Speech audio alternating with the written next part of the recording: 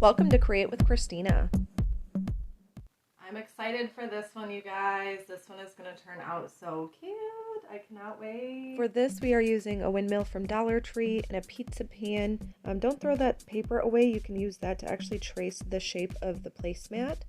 And we'll use some nautical rope. I chose this rubber type of placemat because I really liked that check background pattern. Stencil, some foam stars, chalk paint. I definitely recommend chalk paint or a spray paint of some sort to get good coverage. And that placemat is going to sit on the interior, so I just kind of used that little paper that it came with to trace out the interior circle shape. Cut out the placemat. That fits in there good. We'll give it a little sand with a sanding block. Just helps the paint stick down and helps the Mod Podge stick down. So I'm just going around the outside edges of the pizza pan. For this, I don't have to paint the entire inside because the placemat will give it good coverage, but you can of course choose to paint the whole inside. And I'm just taking the stencil and making some stars on the windmill. Just kind of wanted the windmill to blend in a little bit more. It really didn't look like it belonged at first, but I really like the way that turned out. I think it kind of matches that rustic farmhouse look. You'll get a good amount of Mod Podge down. Just kind of spread that around with the sponge brush. Lay that placemat flat. If you're using one of the more vinyl type of placemats, you'll want to be kind of careful. You don't want any air pockets, so you'd probably lay it a little more carefully than I did. This is a pretty thick texturized rubber mat, so it laid down pretty easily. No bubbles, easy to smooth out. You go over top with another layer of Mod Podge. I'm just showing you a couple things I got at Family Dollar, that cute little bag with the sunflowers, a lot of wood items that they had. I found these kind of hidden near the checkout and I got so excited.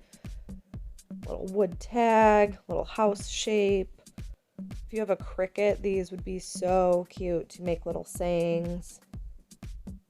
There was a lemon, a bunch of stars. I knew that I was going to do some patriotic crafts, so I was really excited about that. A couple different kinds of placemats than I'd been finding compared to a Dollar Tree.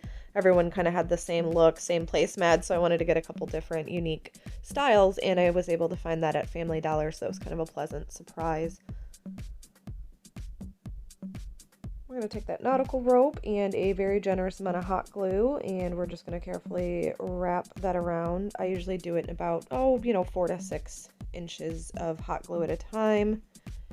And just carefully place that and kind of keep wrapping it around the interior. This nautical rope helps to hide any blemishes, or if the placemat doesn't quite cover the full interior of the pan, it really kind of helps hide those bare spots. Again, you could always paint more into the inside as well if you wanted that good coverage. Taking this windmill, I'm just gluing it in a few spots. I really wanted to make sure it stayed down good, so it's kind of almost like welding it, and I think it kind of melted into that rubber placemat, so that worked well. Just placing some of these foam stars around, just kind of making it look cute, give it a few little embellishments. Hot glue those down.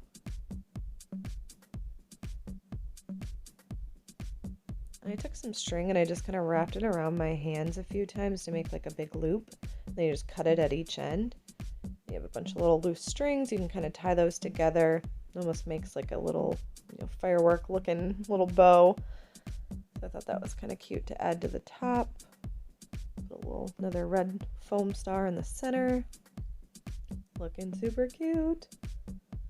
So we want to make a loop in the back so this can hang. I know that you can use E6000 craft glue, and I hear that is obviously a better, stronger hold. I just like to use a very, very large amount of hot glue, and I kind of ribbon it over top in a zigzag, and I let it dry, and I go over it again. It's held up pretty well. I've made a couple of these. They are still hanging as we speak. This one's still hanging, so I think it works. Turned out super cute. I love this. This is one of my favorite live events. I had so much fun doing this. Definitely let me know what you think and if you are planning to make something like this.